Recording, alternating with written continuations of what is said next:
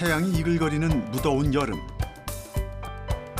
일찍 찾아온 더위에 바다와 계곡에서 피서를 즐기는 사람들도 빠르게 늘어났다.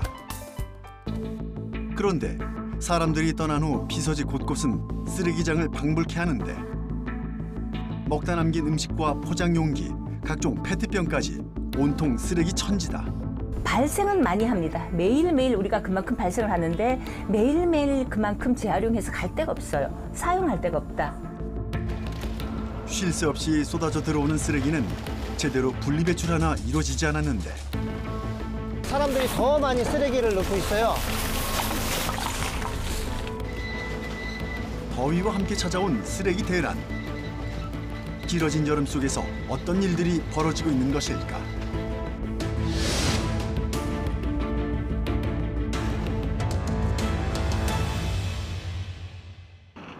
강렬한 햇볕이 내리쬐던 지난 6월.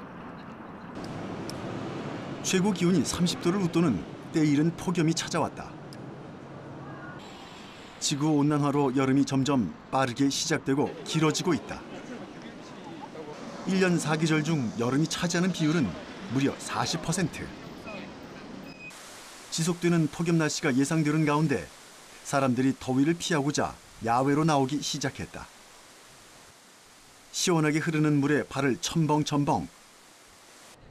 아이들은 물에 발을 담근 채 더위를 식히며 여름을 나고 있다. 무더위가 시작되면서 시민들의 휴식처가 되온 한강시민공원은 본격적인 피서지로 변모한다. 특히 도심 속 오아시스로 불리는 물놀이장이 문을 열자 주말 하루에만 수만 명의 시민들이 이곳을 방문한다. 해수욕장 못지않은 분위기로 도심 속에서 제대로 더위를 피할 수 있는 한강시민공원. 가족끼리, 연인끼리, 친구끼리 나무 그늘에 텐트를 치고 돗자리를 깔아 배달 음식을 시키거나 미리 챙겨온 음식을 나눈다.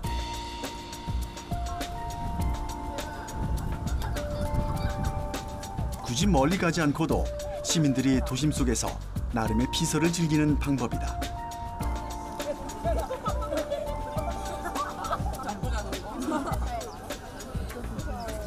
사람도 많고 되게 정다운 것 같고 이제 재밌는 것 같은데 주변에 조금 이렇게 쓰레기가 많은 것 같아가지고.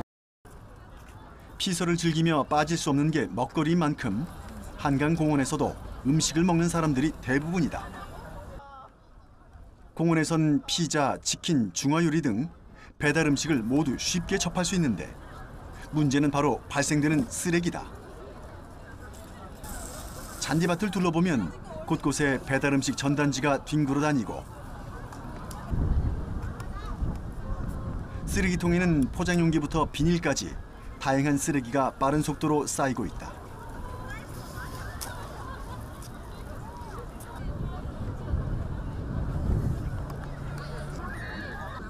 도심 속 휴식처지만 부족한 시민의식으로 쓰레기 무단 투기도 빈번하게 이루어진다. 어느덧 시간이 흘러 해가 저물고 한강시민공원엔 어두운 밤이 찾아왔다. 밤에도 무더위가 이어지면서 시원한 강바람을 맞으러 한강을 찾은 사람들로 공원은 여전히 북적였다. 많은 이들이 잔디밭에 앉아 멋진 한강 다리 야경을 감상하며 치킨과 맥주 등 음식을 먹으며 시간을 보냈다.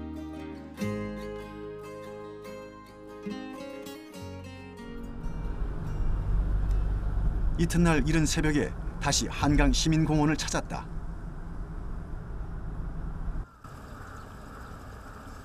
여의도 원효대교 및 쓰레기 집화장에는 한강공원 소속 환경비워원들이 이른 새벽부터 나와 있었다.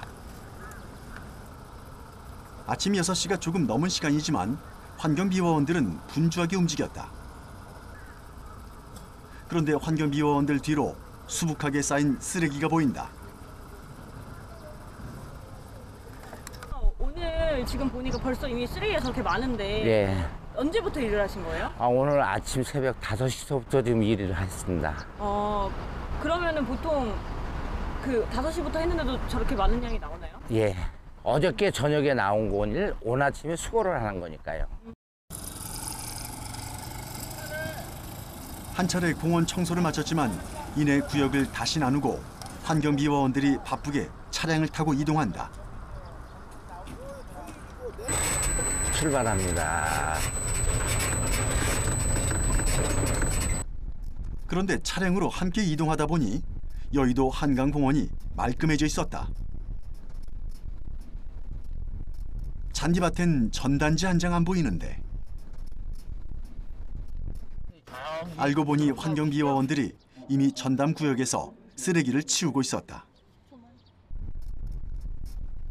한강공원 안쪽으로 들어가 보니 아직 치우지 못한 전날의 흔적들이 곳곳에 남아 있었다. 멀리 보이는 잔디밭은 흡사 쓰레기 폭탄을 맞은 모습처럼 쓰레기가 나뒹굴고 있었다. 마치 잔디밭에 앉아있던 사람만 그대로 빠져나간 듯 은박 돗자리와 페트병들 그리고 비닐들이 널려있다. 버려진 쓰레기엔 음식물도 남아있는데 이때를 기다렸다는 듯 아침 식사를 하려는 비둘기들이 몰려있다. 모양도 종류도 가지각색으로 버려져 있는 쓰레기들.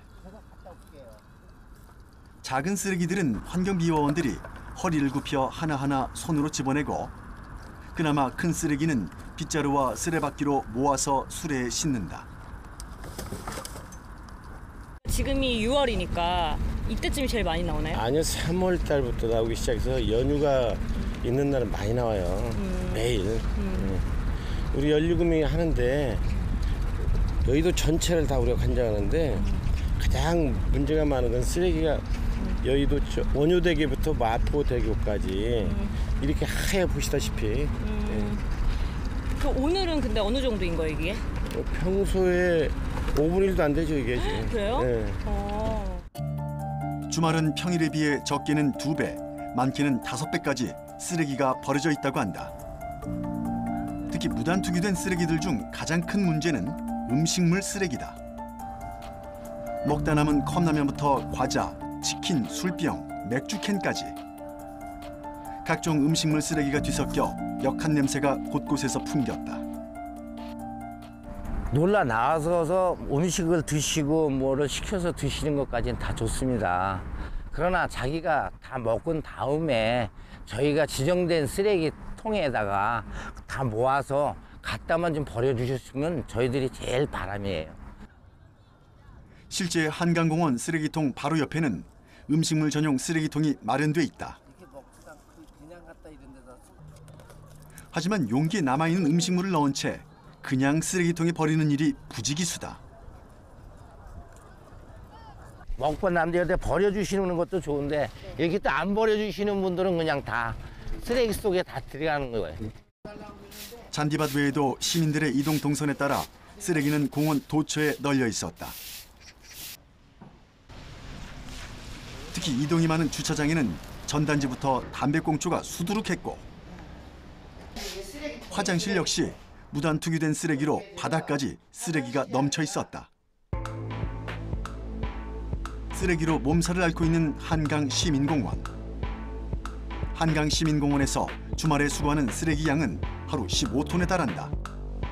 특히 본격적인 여름 무더위가 찾아오면서 공원을 찾는 시민들이 늘어나는 만큼 쓰레기 역시 증가할 것이란 예상이다. 쓰레기로 가득 찼던 한강공원은 환경미화원들의 손길로 다시 깨끗한 모습을 되찾았다.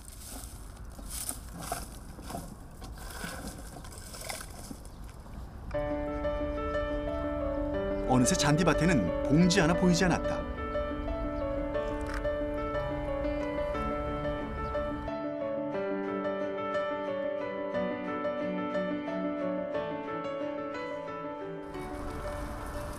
공원 청소가 끝나고 쓰레기를 수거한 차들이 하나둘 작업장으로 들어왔다.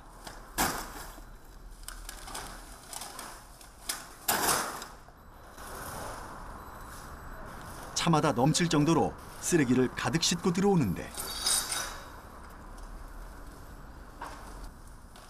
이렇게 수거된 쓰레기가 작업장으로 들어오면 환경미화원들의 작업이 다시 시작되는 셈이다.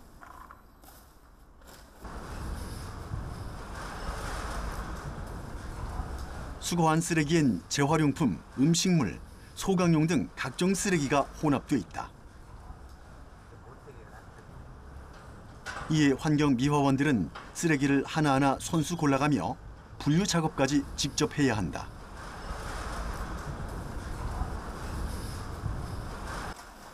관장님 지금 하시는 작업이 어떤 작업인가요? 지금 이제 아침 오전에 전부 다 지금 갖고 공원에 있는 것들 다 수거하다가 지금 다 갖다 놓고 지금 전부 다 분리수거하는 중이에요.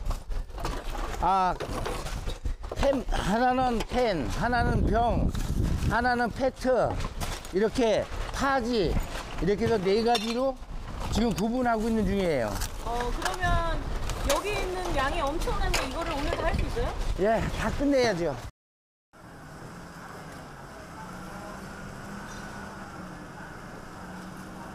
이렇게 분류 작업까지 끝나면 쓰레기를 모두 암롤 박스에 싣는다.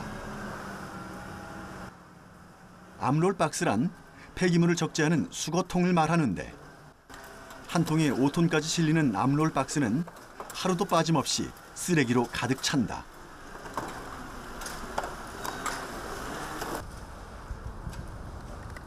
그런데 쓰레기를 싣고 암롤 박스가 떠났는데 집화장 안쪽을 살펴보니 여전히 쓰레기가 가득 쌓여 있다. 오늘 하루 동안 수거한 쓰레기 양이 무색하게 쓰레기는 마치 작은 동산처럼 어마어마한 양으로 쌓여 있는데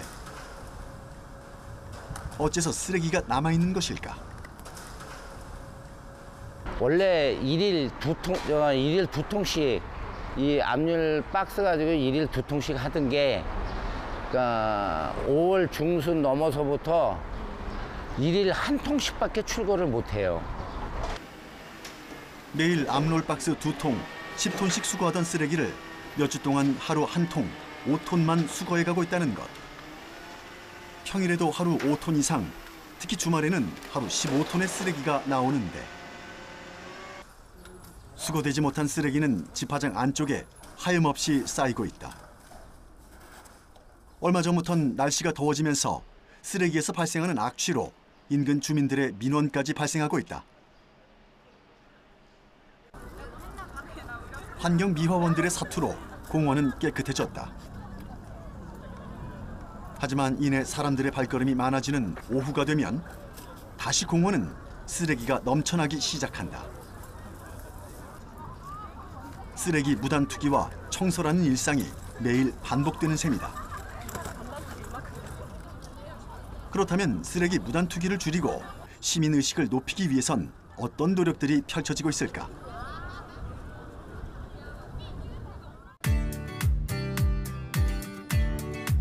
주말 저녁, 여의도 한강공원에서 열리는 밤도깨비 야시장을 찾았다.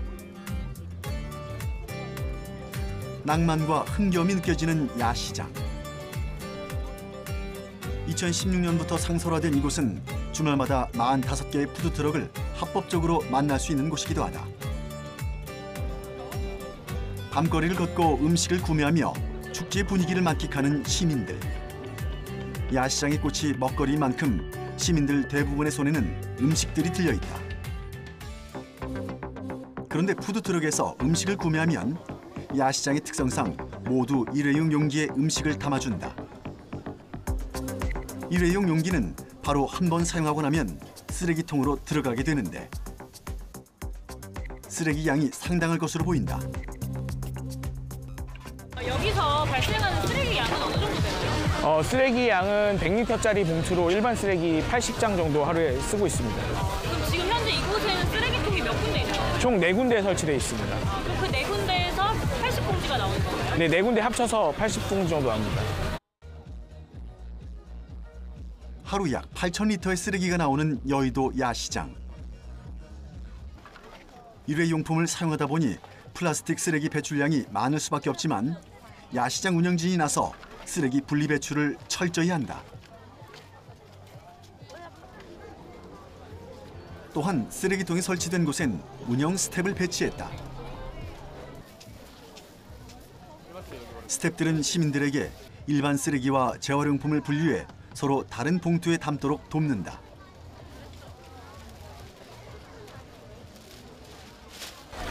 여기는 어떤 어떤 식으로 분류를 하고 있나요? 일반 쓰레기, 그리고 음식물 쓰레기, 그리고 재활용 쓰레기를 분류를 해서 모인 재활용 쓰레기들은 저희가 나중에 따로 또 분류를 합니다. 그러면 여기 말고도 사람들이 이렇게 귀찮아서 버리시는 분들이 간혹 있어요. 네네네. 그런 것들은 어떻게 처리하시나요? 저희가 일단 벤치라든지 많이 버리시는 곳들에는 버리지 말아달라고 붙여놓거든요. 그래서 요즘에는 사실 많지 않고요. 그리고 중간중간에 캠페인 띠를 착용하고 스태프들이 돌면서 따로 수거를 하고 있습니다. 야시장에선 1시간에 한 번씩 스태프들이 쓰레기 봉투를 들고 다니며 무단 투기된 쓰레기를 수거하고 있다.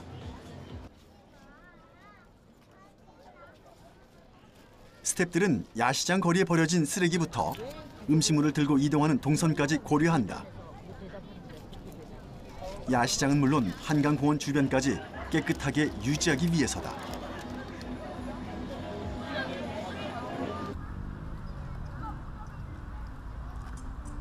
또 다른 지역의 밤도깨비 야시장을 찾았다.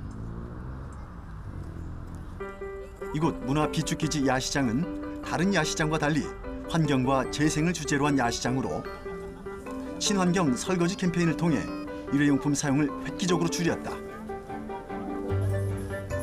푸드트럭에선 일회용 용기가 아닌 다회용 플라스틱 그릇에 음식을 담아준다. 꼬치류나 음료수를 담는 컵 등을 제외하고는 모두 여러 번 재사용이 가능하다.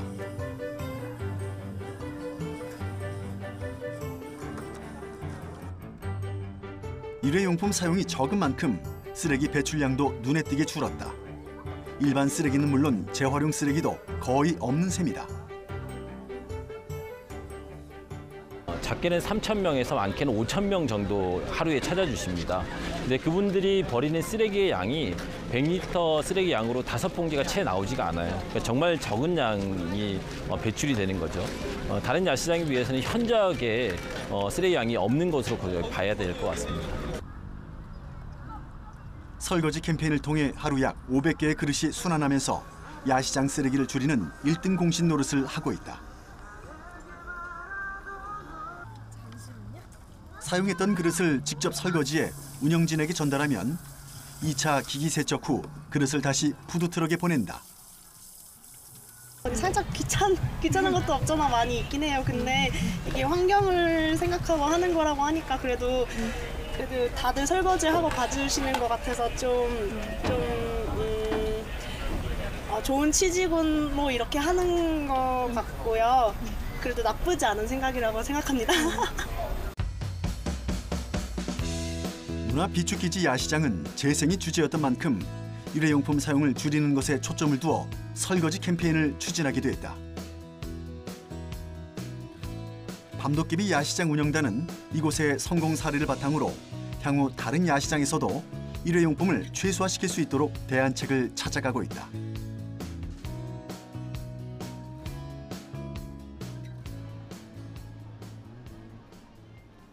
도심 속에서도 쓰레기 문제를 해결하기 위한 노력은 계속되고 있다. 유동 인구가 많아 젊음의 거리로 불리며 다양한 볼거리, 즐길거리를 제공하는 홍대. 그런데 몇 년 전만 해도 이곳 홍대는 넘쳐나는 음식물 쓰레기 악취와 쓰레기 무단 투기가 성행했던 곳이다.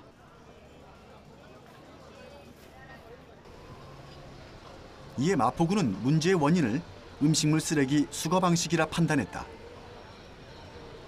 그리고 2016년 8월 홍대 인근 지역을 음식물 쓰레기 문전수거제 시범구역으로 지정했다. 홍대 지역 길거리에 나와 있는 음식물 쓰레기통을 모두 없애는 특단의 조치를 내놓은 것.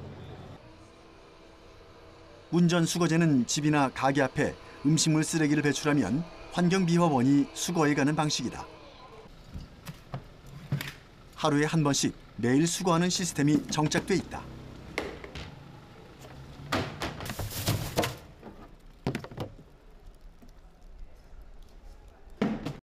그전에는 그 지역마다 통이 있었는데 통이 놓아 있으면은 무단 투기가 너무 많고 너무 지저분하고 보기도 안 좋고 그랬는데 지금은 통이 없어져가지고 깨끗하고 그다음에 이제 집집마다 통을 놓으니까 저희가 이제 이런 데는 힘들죠.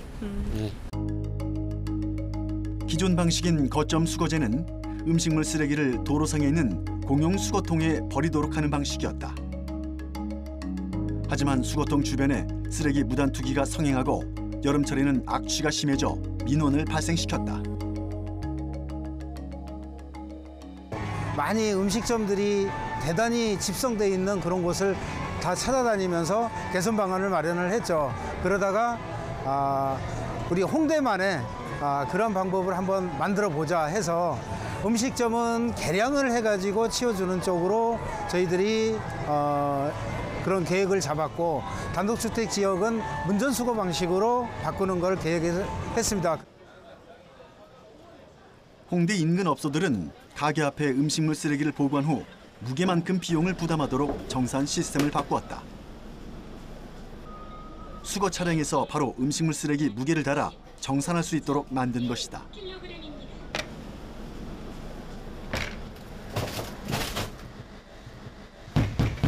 전에는 이제 집중 어떤 거점 형식으로 해가지고 통을 몇 개 갖다 놓고 그 안에 이제 막 집을 넣다 보면 여름에 뭐 악취라든가 부대기 나오든가 국물 이렇게 흘려가지고 너무 이제 냄새가 너무 심했거든요.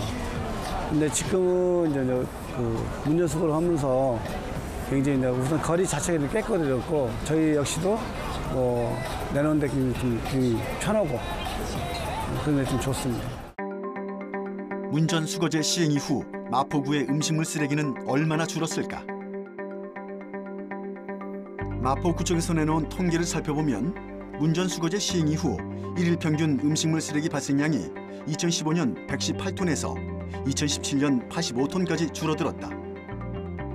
2017년 11월 마포구 16개 동 전체에 문전수거제가 전면 시행되면서 발생한 결과다.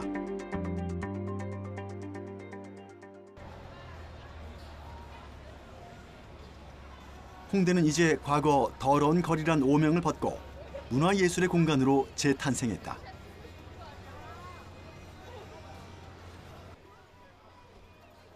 도로변에 지저분한 쓰레기 더미가 사라짐에 따라 무단 투기도 현저히 감소했다.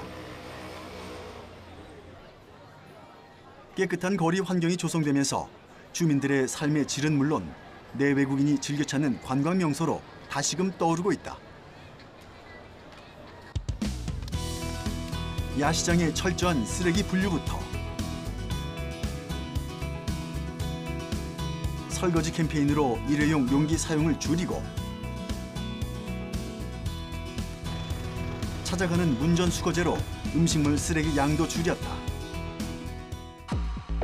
이렇게 각 단체와 지자체가 쓰레기 배출량을 줄이기 위해 다양한 아이디어를 내놓았지만 매년 쓰레기 배출량은 늘어나고 있는 실정이다.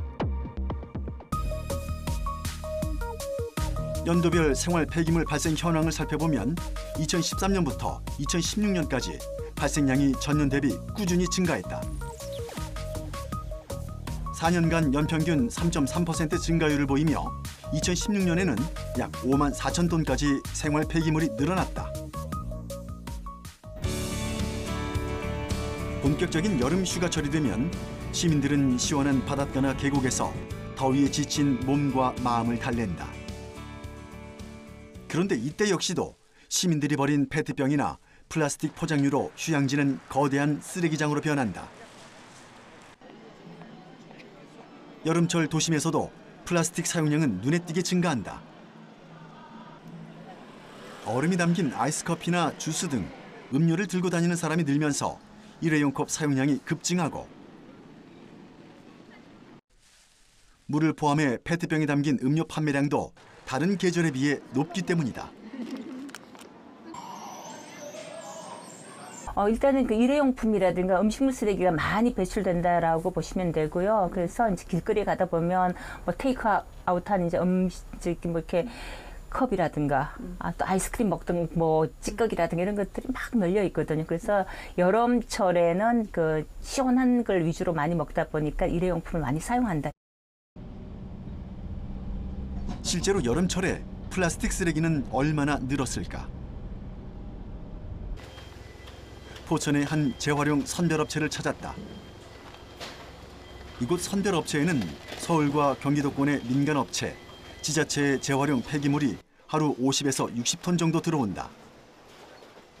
플라스틱부터 비닐, 파지, 고철까지 다양한 종류의 폐기물이 이곳에 들어오는데 쉴 새 없이 돌아가는 컨베이어 벨트 위에서 직원들이 가장 많이 분류하는 것, 플라스틱 페트병이다.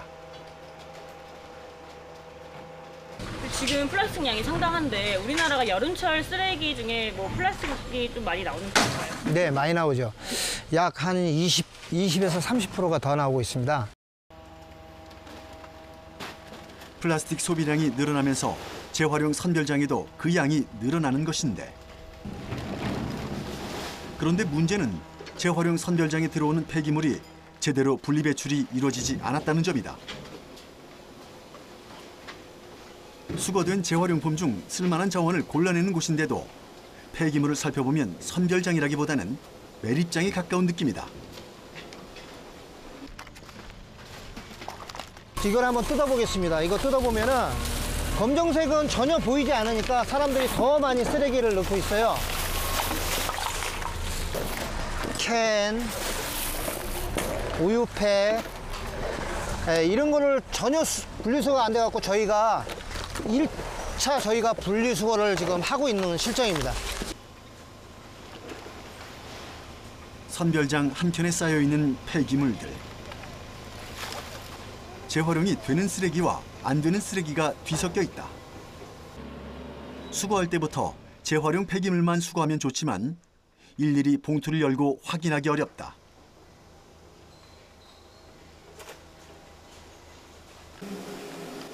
폐비닐 같은 경우도 비닐과 쓰레기가 마구잡이로 섞여 들어 있다.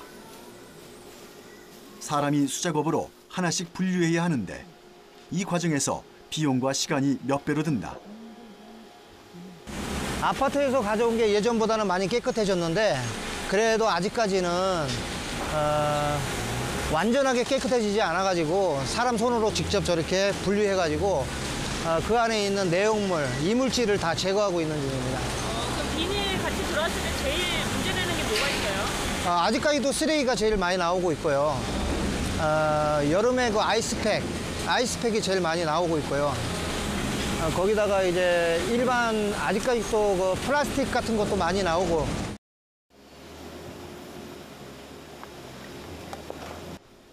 작업자가 컨베이어 벨트에서 폐비닐을 걸러내는데 폐비닐이란 말이 무색하게 각종 이물질이 뒤섞여 있다.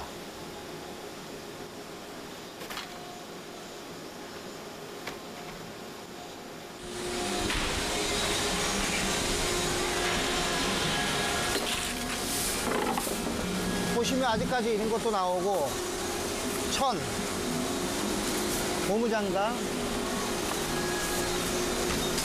가방들 이런 것도 다 안 되는 건데 쇼핑백 같은 것들.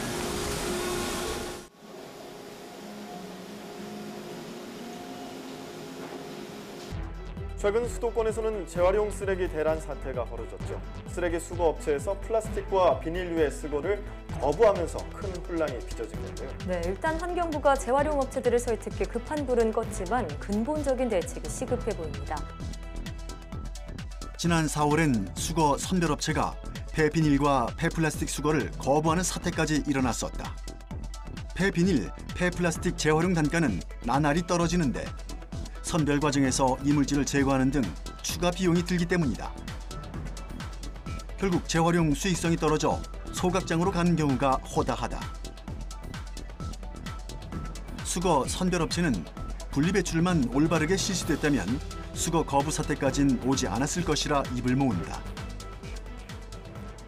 얼마 전에 그 폐비닐, 폐플라스틱 수거를 거부한 상황이 있었어요. 네. 그 선별업체 입장에서는 이게 왜 일어나는 거라고 보시나요?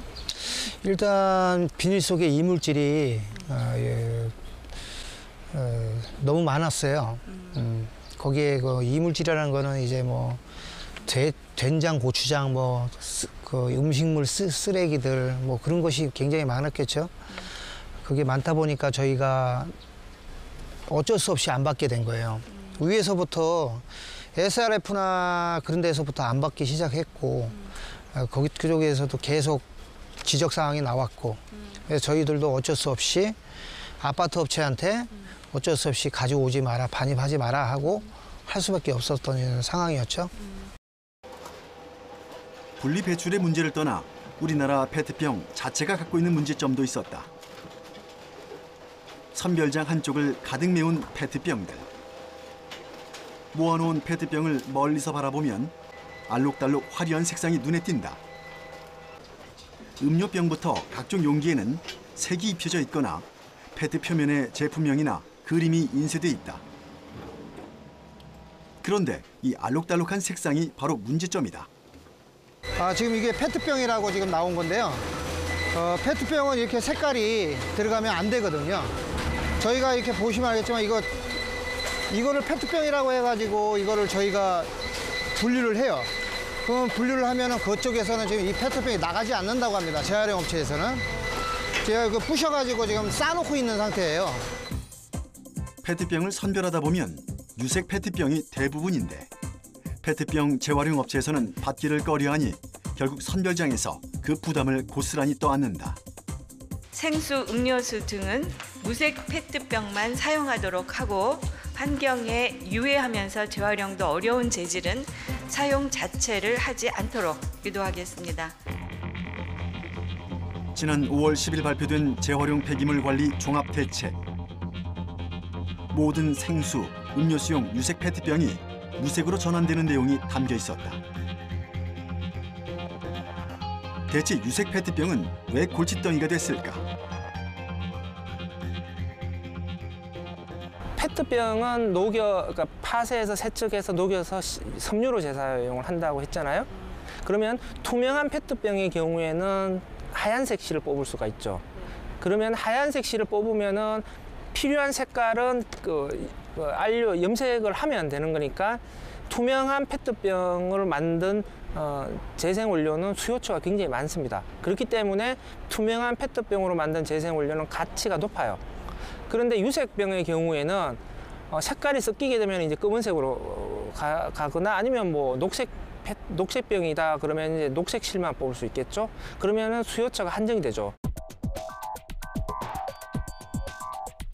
폐비닐과 폐플라스틱은 약 30%만 원료로 재처리된다.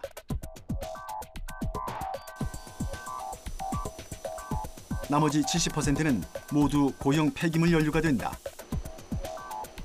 고형 폐기물 연료는 단순 소각 또는 매립되는 폐기물 중 가연성 폐기물을 원료로 사용해 만든 제품이다.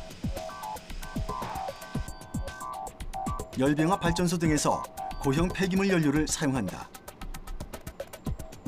그런데 최근 열병합 발전소의 환경오염 문제 등이 논란이 되면서 고형 폐기물 연료 사용이 줄어들고 있다. 결국 원료로서 재활용률을 높이는 근본적 해결 방안이 필요하다. 정부는 2030년까지 플라스틱 폐기물 발생량을 50% 줄이고 현재 34%인 재활용률을 70%까지 높인다는 계획이다.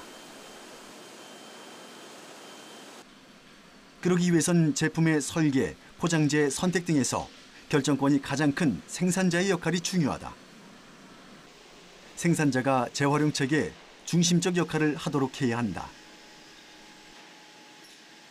생산 단계에서 재활용이 힘든 구조로 포장재나 제품을 생산을 하고 있죠. 이렇게 되면은 소비자들이 열심히 분리배출을 하더라도 실제로는 재활용이 잘 안 되는 거잖아요. 따라서 생산 단계에서 생산자들이 재활용이 용이한 구조와 재질로 제품을 만들도록 조금 더 규제를 강화하겠다. 정부는 비닐 사용에도 제한을 걸었다. 대형마트에서 장을 볼 때 유상으로 비닐봉지를 구매하거나 20리터 종량제 봉투를 사야 한다. 하지만 대형마트 내 무상 제공하는 비닐봉지, 일명 속비닐은 제한이 없다. 대다수 시민들이 속비닐을 2~3개씩 사용하며 장을 본다. 이미 스티로폼과 랩으로 포장돼 있음에도 다시 한번 속비닐에 담는 경우도 많다. 우리나라의 비닐봉지 사용량 어느 정도일까?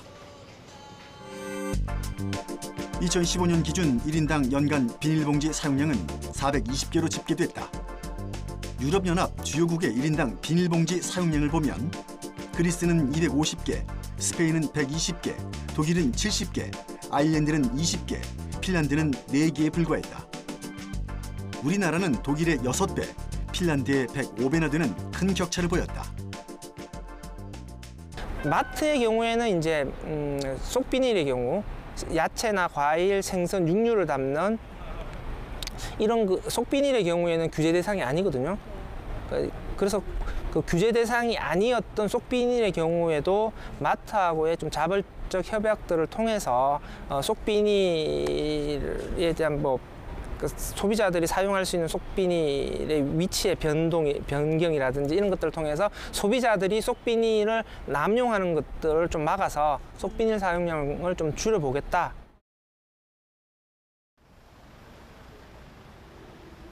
정부는 이르면 10월부터 대형마트와 대형 슈퍼에 일회용 비닐 사용을 금지하고 속비닐 사용도 50% 줄인다고 밝혔다.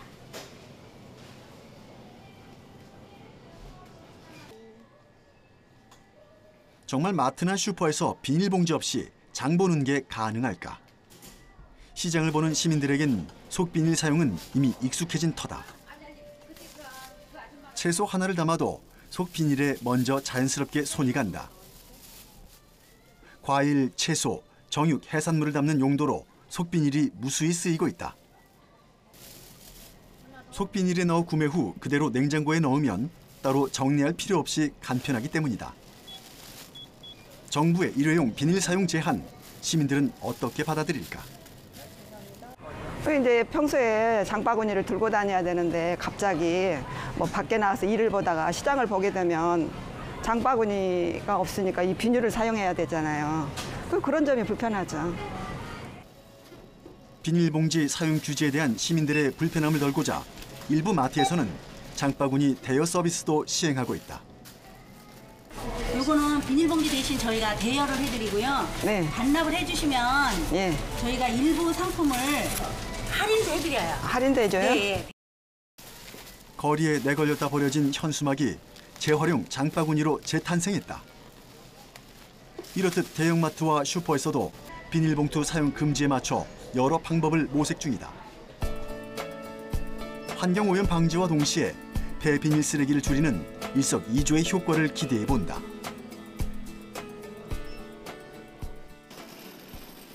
재활용품 분리배출 방법을 정확히 숙지하는 것도 환경을 보호하고 재활용률을 높이는 방법이다.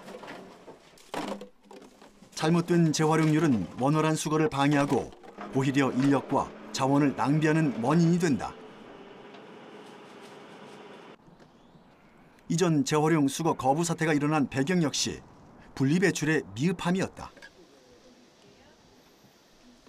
매일 재활용품을 분리배출하면서도 올바른 방법을 모르는 시민들이 의외로 많기 때문이다.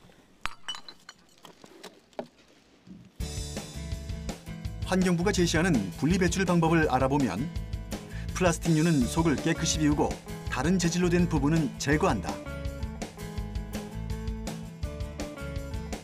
비닐류는 음식물 등 이물질은 모두 없애고 배출한다.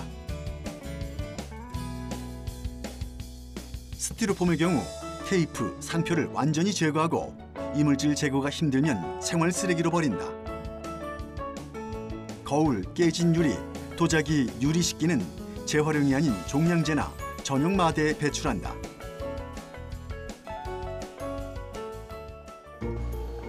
결국 쓰레기는 어느 한 분야만 노력한다 해서 해결이 되거나 나아지지 않는다. 생산자는 재활용이 잘 될 수 있는 재질로 상품을 만들어야 한다. 소비자는 일회용품 사용을 최대한 줄이며 올바른 분리배출 방법을 숙지하고 있어야 한다.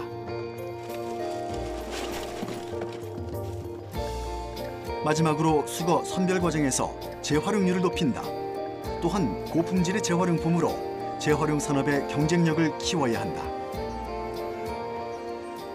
전체적으로 보게 되면 단계별로 지금 우리나라의 자원순환 시스템이 굉장히 취약한 거거든요. 일단 생산 단계에서 점점 더 재활용하기 힘든 재질이 증가하는 추세로 가고 있는 거잖아요. 그렇기 때문에 좀 생산 단계에서 좀 재활용이 용이한 재질로 좀 전환되도록 해야 되는 것이고요. 분리배출의 경우에도 국민들이 분리배출 원칙과 기준을 무시하고 재활용품 분리배출을 많이 했단 말이에요. 그러다 보니까 수거, 선별, 재활용 단계에서 비용이 굉장히 증가하는 요인이 되는 거죠. 그다음에 수거, 선별, 재활용 단계에서 너무 영세해요. 재활용 산업이 경쟁력이 너무 낮아요. 그래서 이 재활용 산업의 경쟁력이 높아지는 구조로 산업이 좀 재편될 필요가 있고, 바야흐로 쓰레기 대란 시대가 도래했을까? 새삼 그 심각성을 깨닫게 된다. 쓰레기 처리는 지구상에서 가장 골치 아프고 힘든 일 중 하나가 될 것이다. 대란이란 표현을 쓸 만큼 심각한 일이다. 쓰레기 무단 투기, 수거 거부의 재활용까지 여러 원인이 분석되지만 가장 중요한 것은 국민들의 인식 변화일 것이다. 작은 것 하나부터 국민들이 직접 나서고 실천한다면, 그렇게 변화한다면 해결책 역시 함께 동반되지 않을까.